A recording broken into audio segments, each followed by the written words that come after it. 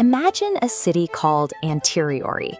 Its water is enchanted, stripping away every secret until the entire society lives in total forced transparency. Everyone sees exactly what everyone else is doing, all the time. Across the sea lies Tinagrad.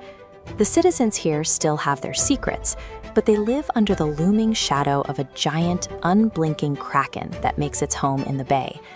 The Kraken demands a simple transaction. It consumes the private thoughts and hidden lives of the citizens.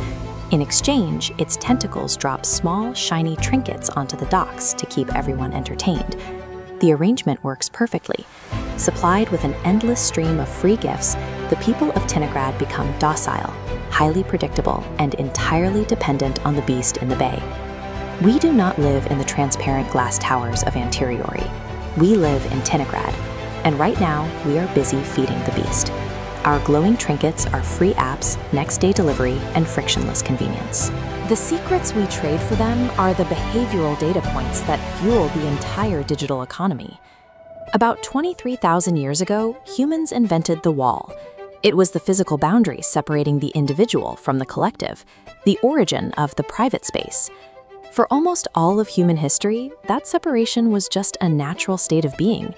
You closed your door, and your life belonged to you. Privacy was a physical reality, not something you could bottle and sell. That calculation shifted in the early 1900s with a woman named Abigail Roberson. Her legal case marked the moment the corporate world realized personal identity held tangible market value.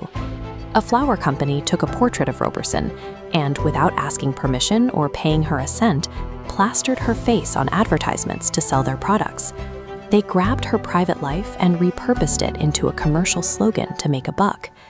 Industrial-scale marketing turned human identity into an extractable resource. The boundary between the private self and the public marketplace was breached for profit. Fast forward to the modern internet. The infrastructure we use daily was not built to optimize human connection. It is heavily shaped by the advertising industry to perfect the trade of free digital trinkets. The system runs on what economists call behavioral surplus.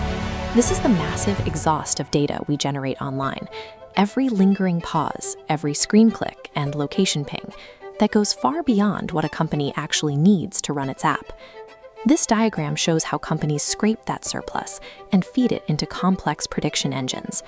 They build mathematical models that anticipate your moods, your habits, and ultimately what you are likely to buy next. The scale of this extraction is absolute. Every late-night search and lingering scroll is swept up, cataloged, and fed straight into the maw of the digital Kraken. We trace this back to the early days of personal computing, when human behavior first started being continuously recorded by persistent digital interfaces. In a surveillance-based economy, you are not the customer. You are the raw material being processed for behavioral prediction. In the late 18th century, an architectural concept was proposed for a new kind of prison, the panopticon. The design ensures inmates can be watched at any given moment, but they can never know exactly when the guards are looking. This photograph illustrates the layout.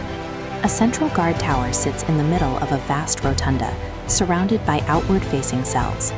Because inmates cannot see inside the tower, they assume surveillance is constant, internalizing the guard's gaze to police their own behavior.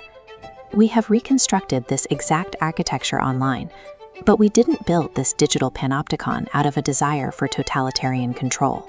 We built our own cage for the convenience of targeted ads and algorithmic entertainment. We traded our autonomy for a highly predictable, perfectly curated commercial prison.